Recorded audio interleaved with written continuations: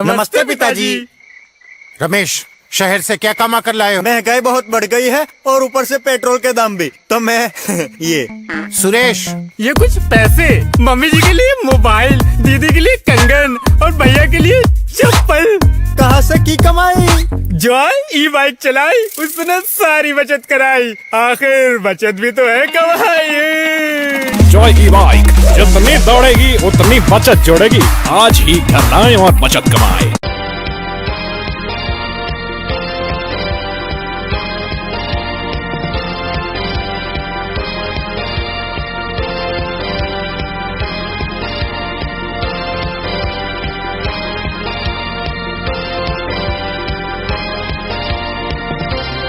नमस्कार, मैं हूं संजय सरवरी और आप देख रहे हैं लकी डीसी न्यूज। तो खबरों की शुरुआत करने से पहले आइए एक नजर डालते हैं दिन भर की खास खबरों। दमोह शहर में फिर हुई चाकू, गुंडागर्दी के चलते मारे गए चाकू।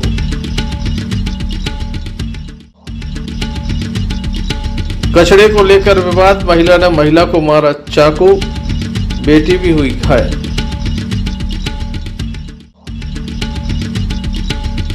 प्रत्येक मंगलवार को होने वाली जन सुनवाई में बड़ी संख्या में पहुंचे लोग। और ग्रामीणों को नहीं मिल पा रहा है प्रधानमंत्री आवास योजना का लाभ, सौंपा ज्ञापन, कार्रवाई की रखी मांग। ये थी दिन भर की कुछ खास खबरें। खबरों का क्रम विस्तार से। खबरों में सबसे पहले हम बात करेंगे एक बड़े विवाद की, जहां पर एक व्यक्ति के ऊपर चाकू से हमला किया गया। बताया जाता है कि युवक के द्वारा दबंगई दिखाते हुए इस घटना को अंजाम दिया गया। दमोह शहर में चाकूबाजी के मामले थमने का नाम नहीं ले रहे। एक के बाद एक लगातार चाकूबाजी के मामले सामने आ रहे हैं। एक और मामला सामने आ गया चाकूबाजी का, जिसमें चाकू लगने से एक व्यक्ति घायल हो गया है, जिसे जिला अस्पताल में दाखिल कराया गया है। बताया जाता है कि दमोह के फटेरा वार्ड नंबर 1 में चाकूबाजी की घटना हुई है। नव युवक के द्वारा ये चाकू चलाए गए हैं। एक व्यक्ति जो अपने घर जा रहा था, उससे कहा गया कि तुम कैसे यहाँ से निकल सकते हो, तुम इस वार्ड के रहने वाले नहीं हो। जैसे ही व्यक्ति के द्वारा जवाब दिया गया और उसी बीच ताबड़तोड़ चाकू बरसाए गए। एक दो नहीं बल्कि 4 घाव मारे गए। घायल को जिला अस्पताल में दाखिल करा दिया गया, जहां उसका उपचार जारी। घटना काफी बड़ी है। एक व्यक्ति अपने घर जा रहा था, बीच रास्ते में एक युवक मिला, उससे कुछ बात हुई और उसके बाद ताबड़तोड़ चाकू बरसाए गए। दमोह शहर में चाकूबाजी में एक महिला की अभी हाल ही में ही मौत हुई थी। इसके पहले लोगों में भी चाकूबाजी में एक युवक की मौत हुई थी। और भी कई गंभीर घटनाएं सामने आ चुकी हैं। लगातार चाकूबाजी हो रही है, अंकुश नहीं लग पा रहा है। अपराधियों के विरुद्ध पुलिस ठोस कार्रवाई नहीं कर पाती, जिसके चलते ही पूरा घटनाक्रम जो है आए दिन सामने आ जाता है। कहीं भी चाकू चल जाते हैं और पुलिस केवल कागज काला करने में व्यस्त नजर आती है। क्या कहना है पीड़ित का, आइए आपको सुनाते हैं।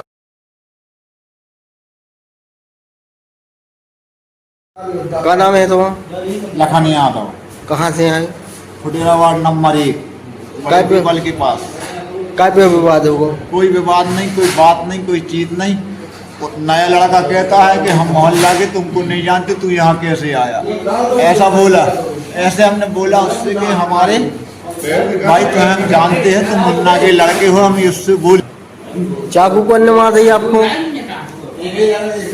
नारायण यादव का छोटा लड़का, बड़ा लड़का, बड़ा वाला। क्या मार दी? चाकू मारी मेरे को डायरेक्ट। मेरे से पूछता है कि तू कौन है मोहल्ले का, तो मैंने कहा यार तुम बच्चे हो, हम पुराने हैं यहाँ के। तो बस चाकू निकाला, बात नहीं किया और फेल दिया चाकू से। कितने घाव है? 3-4 घाव है। आगे मार रहा था पेट में, बचाकर भागा मैं, तो उसने पीछे से 2-3-4 चाकू मेरे को मारे गई। आप क्या कर रहे थे वहाँ पे?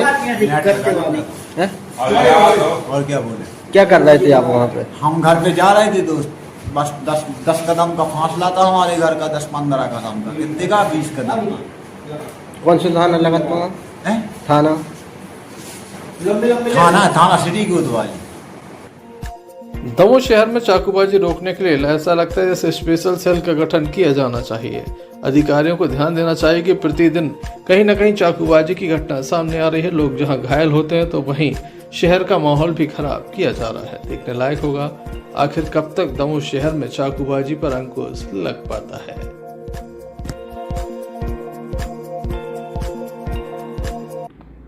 Sanjay Sarwaria, Lucky DCN news.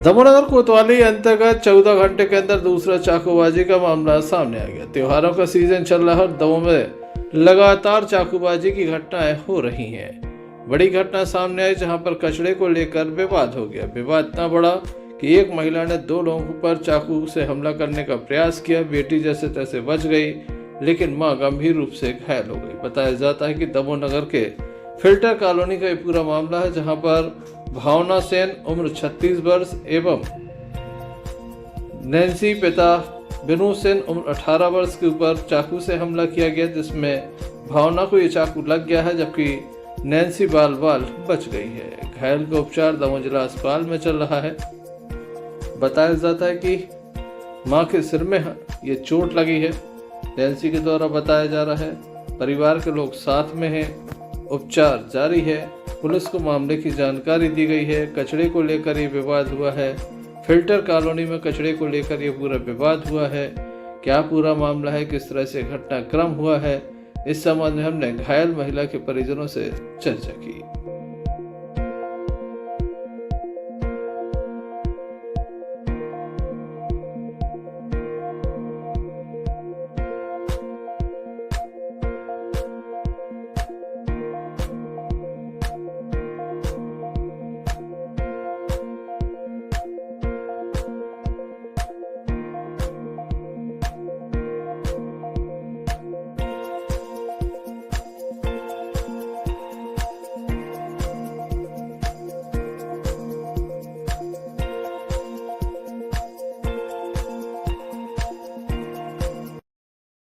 भैया क्या नाम है आपका? निहाल सेन।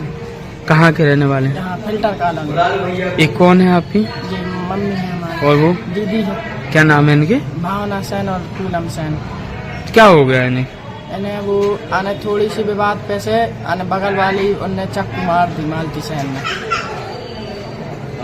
कितने लोगों को मारा है? वो 2 लोगों को मारा है। कितने लोगों ने मारा है? एक जन ने। क्या नाम है उनका? जिनने मारी है मालती सेन। किस वजह से मारा है? वो थोड़ी दीवाल पे से थी और कचड़े पे से थी थोड़ी बात, तो बात शांत हो गई थी तो जो उल्टा सीधा बोल रही थी तो मम्मी गई तो उनने सीधी चाकू मार दी निकाल कर। भैया क्या नाम है आपका? नैन्सी सेन। कहाँ की रहने वाली हो? फिल्टर के पास। ये कौन है आपकी? मम्मी। क्या नाम है उनका? भावना सेन। क्या हो गया आप लोगों को? कचड़े पे से बहस हो गई थी और फिर पड़ोसी ने फिर मार दिया। चाकू हाथ में थी और मम्मी को मारा था, उसने हमें पकड़ लिया, जिसने हमें भी चाकू चाकू से मारा है। कितने लोगों को मारा है? कितने लोगों ने मारा है? कचड़े पे से विवाद हुआ था। क्या नाम है जिनने मारा है? मालती सेन। चाकू से मारा है। पुलिस मामले की जांच में जुटी हुई है। देखने लायक होगा क्या कार्रवाई हो पाती है। Sanjay Sarwaria, Lucky DCN news.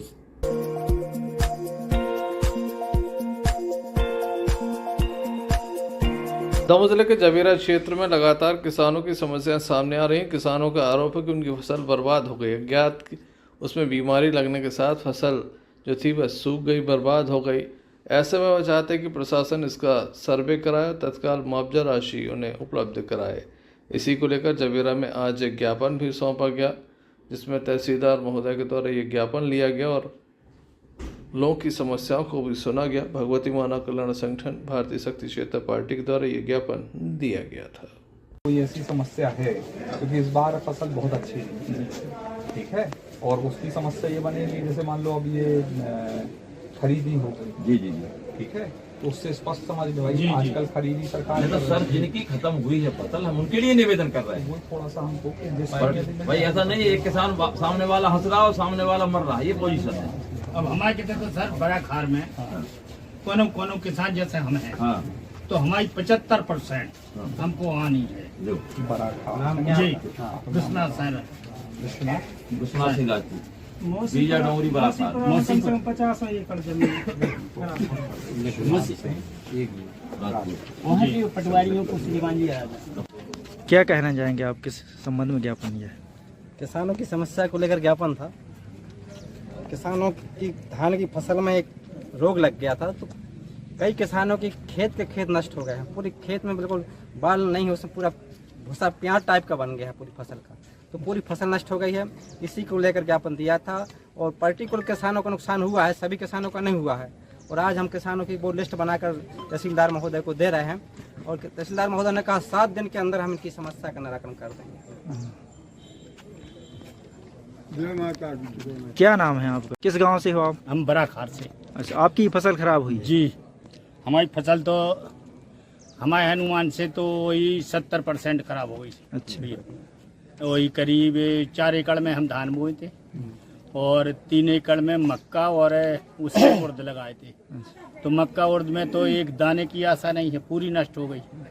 और धान की 75%। क्या चाहते हैं आप?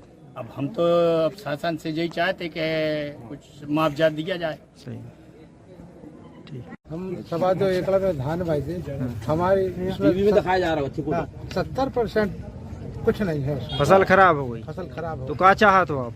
कुछ मदद चाहते हैं। तहसीलदार महोदय ने क्या आश्वासन दिया है? 7 दिन के अंदर उन्होंने कह दिया है कि हम कर देंगे। अच्छा, क्या नाम है? तिलक लाल। इस तरह की फसल हो गई है, इस तरह के रोग लगा है। सर हमारी 5 एकड़ की धान मेरे को नहीं 5 एकड़ की पूरी नष्ट हो गई। कौन गाँव से है? Very good. क्या चाहते हैं आप? सर मुआवजा चाहते हैं। Sanjay Sarwaria, Lucky DCN news. प्रत्येक मंगलवार को जन सुनवाई का आयोजन होता है जिसमें बड़ी संख्या में लोग पहुंचते हैं। आवेदकों के द्वारा अपने आवेदन दिए जाते हैं। साथ ही कई आवेदन ऐसे हैं जो बरसों से लंबे थे जिन पर कोई निराकरण नहीं हुआ। जन सुनवाई में ऐसे लोगों की संख्या भी काफ़ी अधिक है। दमोह कलेक्टर के द्वारा विशेष रूप से इस विषय को रखा गया, जिसके बाद लोग यहाँ पर पहुँचे जिन्हें आमंत्रित किया गया था ताकि उनकी समस्याओं का निराकरण हो सके। कई समस्याएँ ऐसी थी जो सही पाई गई। अधिकारियों और समस्या से पीड़ित व्यक्ति के बाद संवाद कराया गया, समस्या का निराकरण किया गया। इस संबंध में हमने दमोह कलेक्टर सुधीर कुमार गोचर से चर्चा की तो उनके द्वारा विस्तार से हमें जानकारी दी गई। देखिए CM हेल्पलाइन तो CM हेल्पलाइन है, उससे जो भी शिकायत आएगी वो हमें पहले से तो पता नहीं होता कि वो सही है कि गलत है, लेकिन जब वो यहाँ आती है टेबल पर तब हम सारे पक्षों से बात करते हैं, अधिकारियों से बात करते हैं, शिकायतकर्ता को सुनते हैं, तो उससे बहुत क्लियर हो जाता है। तो यदि मान लीजिए ऐसा कोई केस आता है जिसमें किसी ने बहुत फर्जी तरीके से या ब्लैकमेल करने की हैसियत के उद्देश्य से शिकायत की है तो हम ऐसे केसेस में फिर कड़ा एक्शन लेंगे। क्या प्रदेश में आई थिंक मतलब इसमें ऐसी कोई खास बात नहीं है। मतलब ये तो हमारा मतलब मुझे लगता है कि हमारी ड्यूटी है कि हम CM हेल्पलाइन के लोगों को सुने। और जैसे हमने जन सुनवाई भी लागू किया, छतरपुर ने पहले लागू किया था, उसके बाद हमने उसी से प्रेरणा लेकर के हमने शुरू किया। तो मुझे लगता है कि बाकी ज़िले भी इसको आराम से कर सकते हैं। इसमें ऐसी कोई खास मतलब कोई बड़ा वो नहीं है, क्योंकि पहले से शिकायतें आपके पास दर्ज हैं, लोगों को सुनना हमारा काम है, तो हम इनको सुनेंगे। तो मुझे लगता है कि अच्छा रिस्पॉन्स है और हम आगे इसको और बढ़ाएंगे। कई बार तो जब हम समीक्षा करते हैं तो भी हम संख्या की यानी डेटा की समीक्षा कर पाते हैं कि तुम्हारे यहाँ 10,000 आवेदन पेंडिंग है, तुम्हारे यहाँ 5,000 आवेदन पेंडिंग, तुम्हारे 200 आवेदन पेंडिंग है। हम व्यक्ति की समीक्षा नहीं कर पाते, हम केवल संख्या की समीक्षा करते हैं। तो यहाँ पर जब हमने CM हेल्पलाइन को जोड़ा तो हमारा मंशा ये थी कि यहाँ पर वो व्यक्ति मेरे सामने आएगा और उसके साथ CM हेल्पलाइन का पूरा हम डेटा निकलवा के रखते हैं, किसने कब शिकायत की थी, उस पर हमारे यहाँ से क्या क्या चीज़ें दर्ज हुई, तो उससे सारी चीज़ें निकल करके बाहर आ जाती हैं। तो आज कुछ केसेस ऐसे आए, लगभग मुझे लगता है 25 से 30 केसेस आज हमारे सामने हैं जो कि CM हेल्पलाइन वाले, सिर्फ हमारा एक छोटा सा अनुरोध था उस पर लोग आ गए। तो उन केसेस को हम एक एक करके देख रहे हैं और कुछ केसेस में उन्होंने कहा कि साहब हमसे कहा गया कि आप हम अब भी बिल्कुल आपका समाधान कर देंगे, लेकिन समाधान हुआ नहीं। इस आधार पर हमने सहमति दे दी और वो शिकायत बंद हो गई। तो ऐसे केसेस में जिसमें लोगों को राहत मिलना चाहिए थी, वो पात्र थे लेकिन उनको राहत नहीं मिली है, वो राहत दिलाने का काम हम यहाँ से करने का प्रयास करेंगे। इसमें दो पक्ष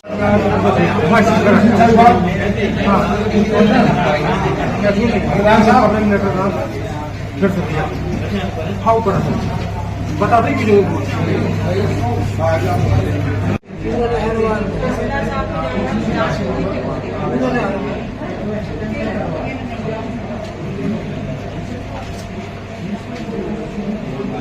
ये तहसीलदार लेके चले जाइए, रॉबिन जैन साहब तहसीलदार लिख के आसमान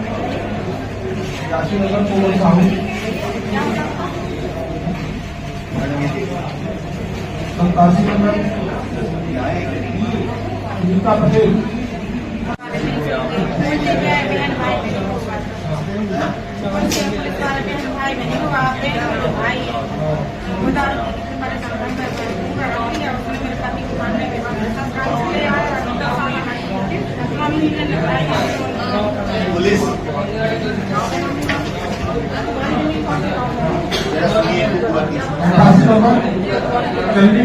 चांदनी आप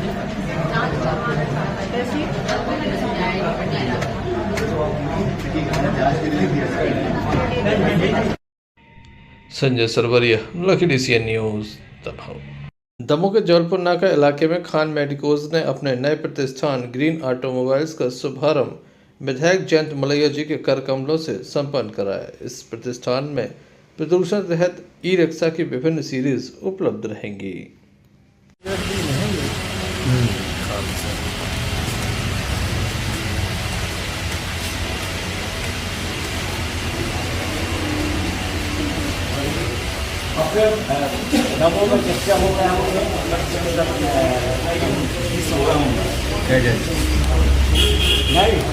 ये वीगन तो बहुत हुए, वीगन तो बहुत हुए।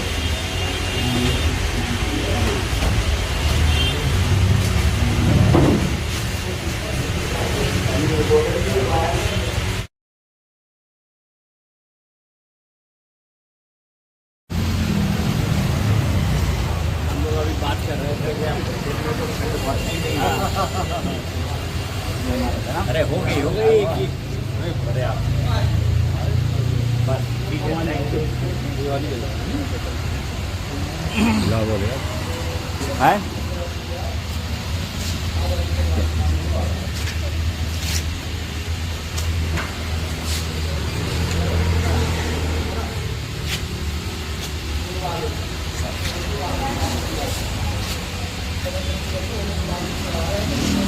आजा आप आ जाए, आप जाओ, अरे आइए ना, आओ जा भाईजान।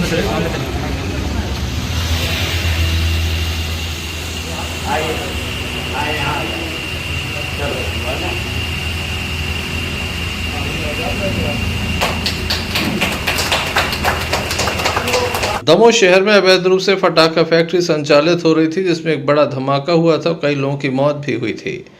ये मामला आज भी लोगों के जहन में जैसे ही आता है तो लोग सहम जाते हैं। आज दमोह के जबीरा के सिगरामपुर के पास सिंहपुर में एक घर पर छापा मारा गया। बताया जाता है अवैध रूप से यहाँ पर फटाखों का निर्माण हो रहा था, रस्सी बम भी बनाए जा रहे थे, साथ ही अन्य बम भी बनाए जा रहे थे। दीपावली के पहले यहाँ पर फटाखों की खेप तैयार की जा रही थी। पुलिस ने जब यहाँ पर दबिश दी तो एक व्यक्ति फटाखे बना रहा था, जिसे पकड़ लिया गया।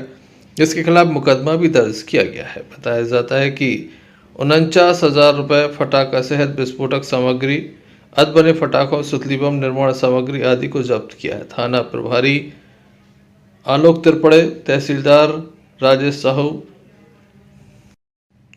विवेक व्यास मौके पर मौजूद रहे। क्या पूरा मामला है, आइए जानते हैं। आज दिनांक को मुखबिर द्वारा सूचना प्राप्त हुई कि जो एक ग्राम सिंहपुर में एक व्यक्ति द्वारा अवैध रूप से फटाखों का निर्माण अपने घर में किया जा रहा है और उसका भंडारण किया गया है। जो श्रीमान कलेक्टर महोदय दमोह द्वारा पटाखों के भंडारण एवं के संबंध में समस्त लाइसेंस निरस्त किए जा चुके हैं।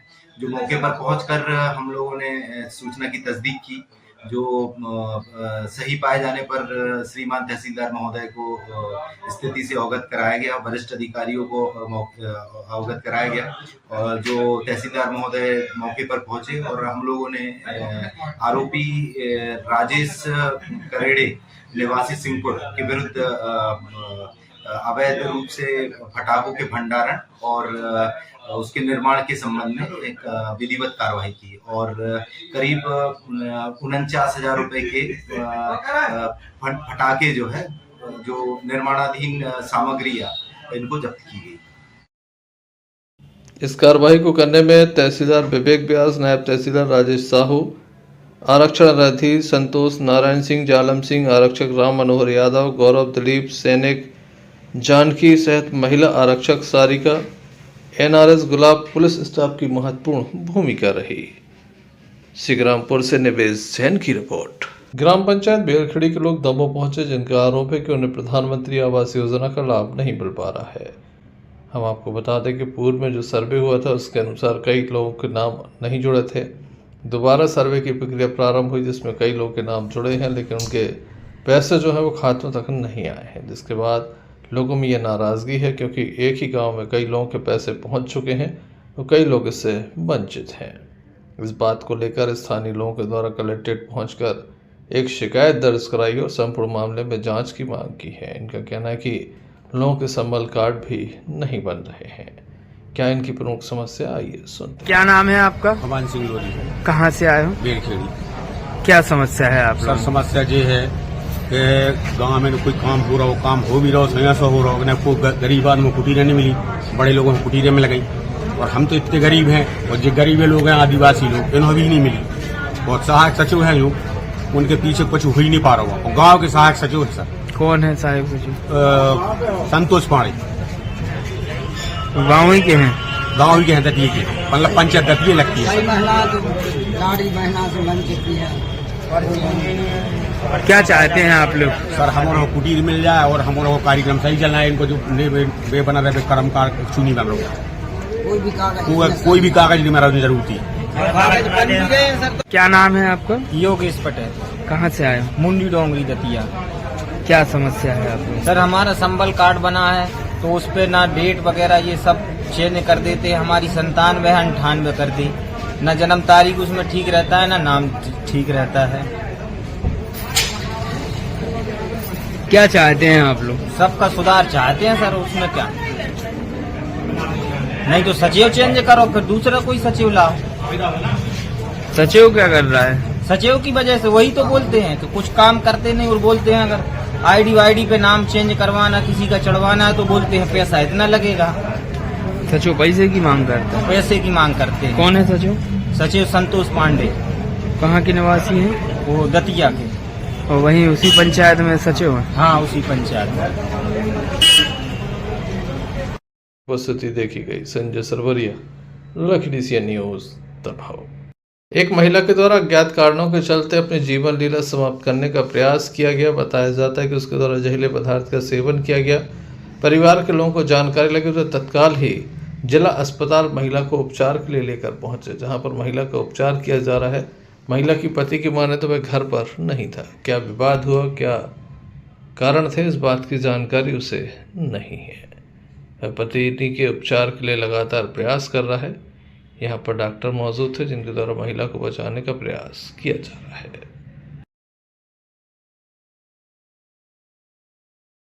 भैया क्या नाम है आपका? अनिल सिंह। कहाँ के रहने वाले हैं? ये कौन है आपकी पत्नी? क्या नाम है इनका? लक्ष्मी। क्या हो गया इन्हें, क्या खा लिया इन्हें? मैंने सर कोई बुध के दिन की गोली रखी थी, अब उसको कोई मालूम नहीं, किस वजह से खा लिया?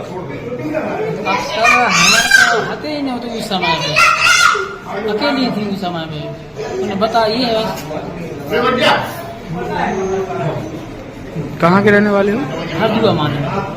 सागर जिले की रहली विधानसभा के कड़ाकोटा में सोमवार को विजयादशमी पर्व पर विशाल पथ संचलन निकाला गया। आरएसएस के द्वारा यह पथ संचलन निकाला गया जिसमें नगर और खंड के स्वयंसेवक बंधु एकत्रित हुए।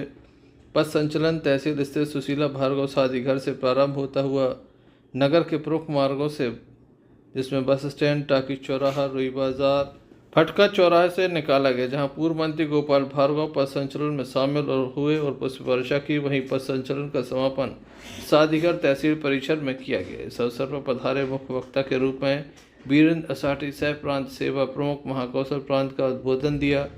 कार्यक्रम मुख्य अतिथि के रूप में पीताम्बर सोनी वरिष्ठ स्वयंसेवक और संघ चालक उमेश भाई साहब उपस्थित रहे। मुख्य वक्ता द्वारा स्वयंसेवकों को राष्ट्रीय स्वयंसेवक संघ के बारे में विस्तार से उद्बोधन दिया गया और डॉक्टर हेडगेवार जी के जीवन परिचय के बारे में बताया गया। उन्होंने अपने उद्बोधन में सामाजिक समरसता, कुटुंब प्रबोधन, पर्यावरण, स्वदेशी विषयों पर समाज परिवर्तन पर जोर डाला। गड़ाकोटा से यूनुस खान की रिपोर्ट। सागर जिले के गड़ाकोटा मंगलवार को विश्व हिंदू परिषद एवं मातृशक्ति दुर्गा वाहिनी के द्वारा सुशीला भार्गव शादी हॉल में रानी दुर्गावती की 500वीं जन्म जयंती बड़ी धूमधाम के साथ मनाई गई। इस कार्यक्रम का आयोजन सुशीला भार्गव शादी हॉल में किया गया। सैकड़ों की संख्या में मातृशक्ति उपस्थित हुई। कार्यक्रम की अध्यक्षता कृष्णा रानी एवं प्रांत संगठन मंत्री जितेंद्र जी ने की और मुख्य वक्ता के रूप में साध्वी गुरु माता निर्मला उपस्थित थी। लगभग 528 वर्ष पहले 1524 5 अक्टूबर को दुर्गावती माँ की जन्म हुआ था। वो वीरंगना थी, देश और राष्ट्र के लिए वो बलिदान हुई थी। उनने महिला सशक्तिकरण को आगे बढ़ाया, दोनों हाथों से तलवार चलाती थी। आज हमारी बहन बेटी को भी सशक्त रहना है, स्वयं में खड़े होना है, आताताइयों से अपनी रक्षा करना है और देश की सेवा करना है। उन्हीं के नाम पर एक दुर्गा वाहिनी जो विश्व हिंदू परिषद की एक आयम है, उसी दुर्गा वाहिनी के नेतृत्व में आज उन्हीं दुर्गावती की याद में 500 वर्ष पुरानी यादें ताज़ा करते हुए आज की बहन बेटी को भी हथियार सामने लो, अपनी रक्षा करो, देश को बचाओ, स्वयं को बचाओ, यही ज्ञान देने हेतु, सबको संस्कार संस्कृति सिखाने हेतु ये कार्यक्रम विश्व हिंदू परिषद ने किया है। दुर्गा वाहिनी की बहनें, मातृशक्ति की बहनें और हमारे विद्यार्थी सब आए हैं, तो सबको साधुवाद, सबको प्रणाम। भारत माता की जय। तो इंद्रदेव के कुर्सी को खाली करने के लिए कुंभकर्ण जी तैयार होते हैं। कौन होते हैं? कौन तैयार होते हैं? किसका जगह चाहिए उनको? इंद्र का चाहिए। तो अच्छा उनको याद करना चाहिए, तो बोलते बोलते क्या करते हैं वो? गड़ाकोटा से यूनुस खान की रिपोर्ट। प्रतिवर्ष अनुसार इस वर्ष भी बुंदेली जलवा महोत्सव का भव्य आयोजन होने वाला है, जिसमें देश भर के कलाकार दमों के बुंदेली जलवा महोत्सव के मंच पर एक से बढ़कर एक प्रस्तुतियां देंगे। अद्भुत। हम आपको बता दें कि स्टंटबाज भी इस कार्यक्रम में सम्मिलित होंगे। एक से बढ़कर एक कलाकार कला की प्रस्तुतियां देंगे। बुंदेली जलवा महोत्सव अपने आप में कुछ खास होता है, जहां आपने देखा कि 7 राज्यों के कलाकार एक साथ मंच पर नजर आए थे। फिल्मी हस्तियां भी दमों के मंच पर नजर आती हैं, तो इस वर्ष भी कुछ खास होने वाला है, जहां बुंदेलखंड की प्रसिद्ध एक से बढ़कर एक कलाकार यहां पर प्रस्तुतियां देंगे, तो वही अंतर्राष्ट्रीय कलाकार भी मंच पर आने वाले हैं। तमाम तरह की तैयारियां चल रही हैं। आधुनिक मंच पर यह कार्यक्रम आयोजित होगा। समाज की कुछ प्रतिभाओं को भी हम सम्मान करेंगे। महिलाओं के बैठने की यहाँ पर पर्याप्त सुरक्षित व्यवस्था होगी। वहीं तमाम लोगों के लिए काफी कुछ खास होगा। वहीं कलाकारों के लिए काफी बड़ा मौका है। लगातार वह इस कार्यक्रम के जहां सहयोगी हो सकते हैं, तो वहीं प्रतियोगिता में इनाम भी हासिल कर सकते हैं। रजिस्ट्रेशन कराइए। आप अपना वीडियो इस नंबर पे दे दीजिए। अगर आप सिलेक्ट होते हैं तो इस कार्यक्रम में आप अपनी प्रतिभा का जलवा बिखेर सकते हैं और जीत सकते हैं ढेर सारे इनाम। तो हो जाइए तैयार, देर किस बात की। लीजिए बुंदेली जलवा महोत्सव में भाग और दिखाइए अपना जौहर।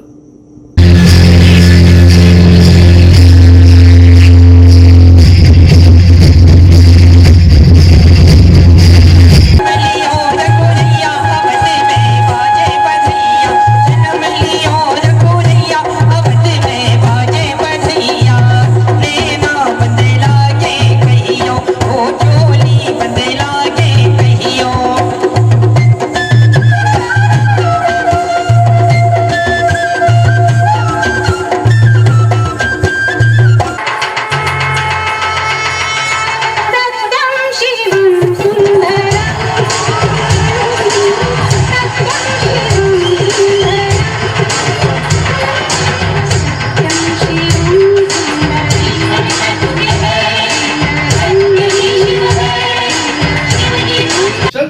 एक नजर मुख्य समाचारों पर फिर से। दमोह शहर में फिर हुई चाकू, गुंडागर्दी के चलते मारे गए चाकू।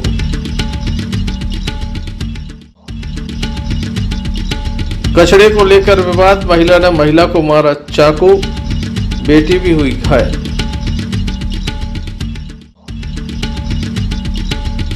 प्रत्येक मंगलवार को होने वाली जन सुनवाई में बड़ी संख्या में पहुंचे लोग। और ग्रामीणों को नहीं मिल पा रहा है प्रधानमंत्री आवास योजना का लाभ, सौंपा ज्ञापन, कार्रवाई की रखी मांग।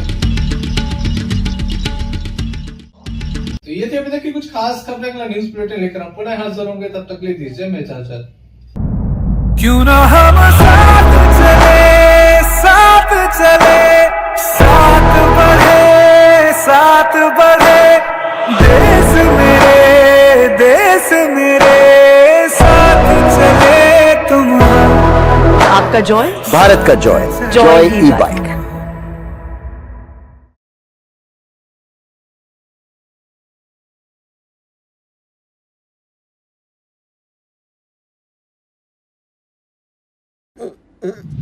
फारूक अंकल को ये कहने की क्या जरूरत थी?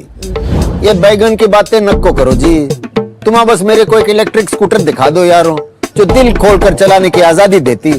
मैं चड्डी बनियान पहन को फुल टाइम सर पे खड़ा रह जाता। देखो, प्रेजेंटिंग द ऑल न्यू मीहॉस, इंडिया का सबसे मजबूत electric scooter with extra large space and comfort, यानी दिल खोलकर चलाने की आजादी।